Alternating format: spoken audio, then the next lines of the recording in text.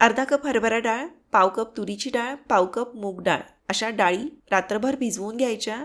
भिजलेल्या डाळी वाटण्यासाठी मिक्सरच्या भांड्यात काढल्या आहेत. याच्यामध्ये 2 ते 3 पाकळ्या लसूण घातला, थोडेसे जिरे घालायचे, चवीनुसार मीठ घातलं. डाळी वाटण्यासाठी मी कुकवेलचा बुलेट मिक्सर ग्राइंडर वापरत आहे. हा इतका छोटा आहे की तुमच्या किचनमध्ये खूप जास्त जागा घेत नाही, अगदी सहज सामावून जातो. वापरण्यासाठी अगदी हँडी आणि सोप्पा असा मिक्सर ग्राइंडर आहे. डाळी अशा जाडसर वाटून घेतल्या. याच्यामध्ये थोडीशी हळद घातली, हिंग घातलं आहे, बारीक चिरलेला कांदा घातला, कोथिंबीर घातली आणि सगळं असं मिक्स करून घ्या.